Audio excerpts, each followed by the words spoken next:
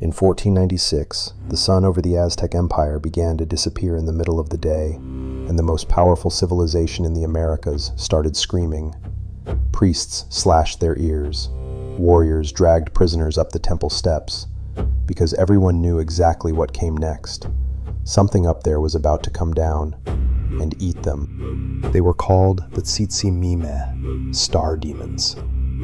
Skeleton women hanging in the darkness above the world, waiting for the sun to fail.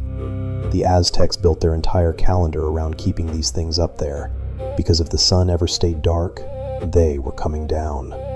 That afternoon is not a legend. Here is the page where it was written down. The Codex Telleriano-Rimensis, year 4 Flint.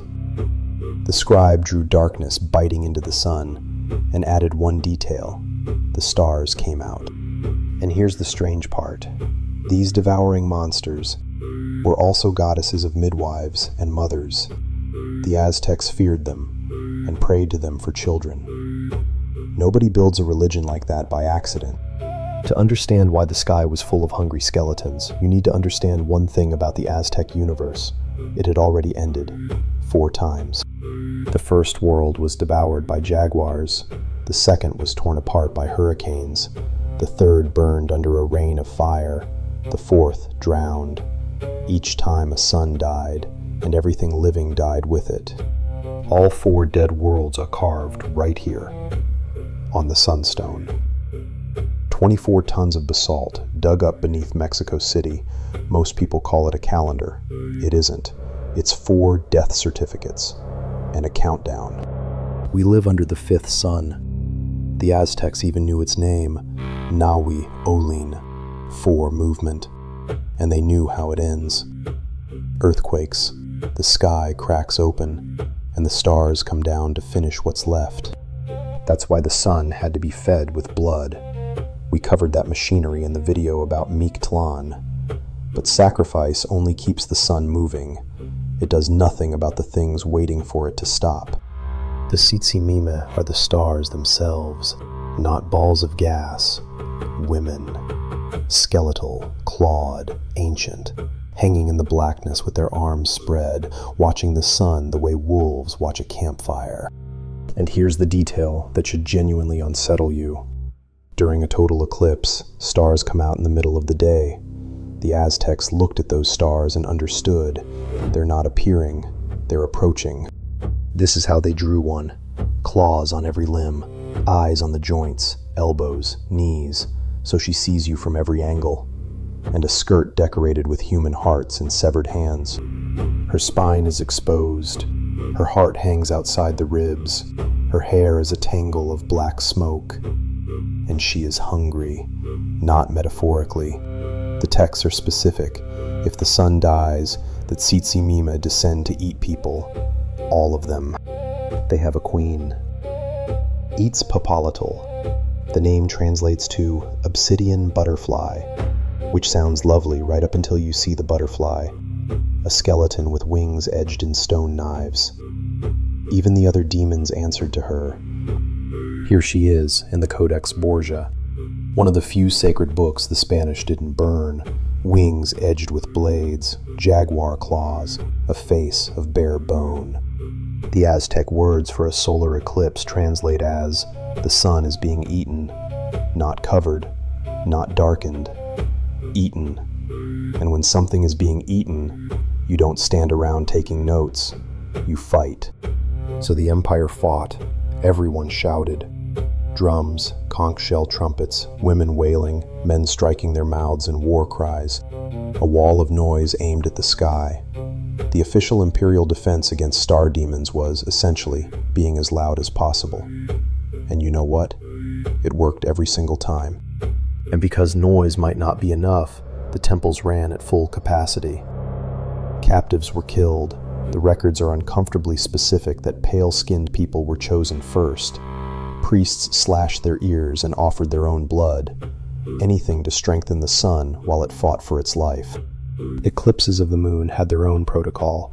Pregnant women pressed a shard of obsidian against their skin because if the shadow touched the child, it might be born wrong. The word they used was mouse. We know all this because of one book, the Florentine Codex. A Spanish friar spent decades interviewing Aztec survivors, writing their world down before it vanished. 12 volumes. The Eclipse chapter reads less like mythology and more like a civil defense manual. But eclipses were only rehearsals. The real deadline came every 52 years, the moment we mentioned in the Mictlan video, when the calendar wheels completed their cycle and the universe came up for renewal. Or didn't. On the last night, every fire in the empire was extinguished. Millions of people sat in total darkness, on rooftops, watching one hill outside the capital. There, priests tracked a single cluster of stars, the Pleiades, waiting for it to cross the top of the sky. If it crossed, the world went on. If it didn't, the sun would never rise again, and the Tzitzimime would come down through the eternal dark to finish humanity.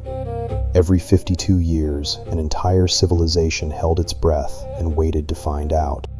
When the fire finally caught on that hilltop, kindled, the sources say, on the chest of a sacrificed captive, runners carried it down into the valley, torch by torch, house by house, until the world was lit again. Then, everyone started counting to 52. And now the twist. The same skeleton women who haunted the eclipse protected women in childbirth. Midwives invoked them, healers called them, and women who died giving birth were believed to join their ranks, sky warriors, escorting the sun itself across the afternoon. Modern scholars argue the demon label came later, from Spanish friars who saw skeletal goddesses and reached for the only word they had. The Spanish looked up and saw devils. The Aztecs saw something closer to terrifying grandmothers, powerful, dangerous, and on your side if you kept them fed.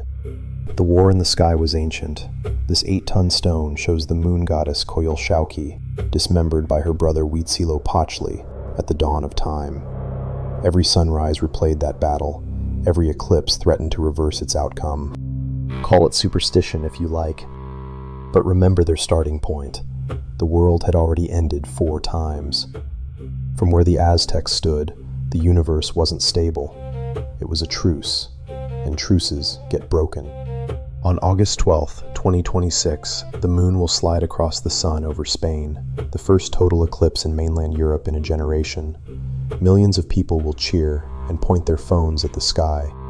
But if you're standing in that shadow, do one thing. When the light dies and the stars come out at noon, look at them. That is exactly what Tenochtitlan saw. The Aztecs met that sky with drums, blood, and fire, and every single time the sun came back. This time, nobody will even raise their voice. Let's hope the old ladies aren't hungry.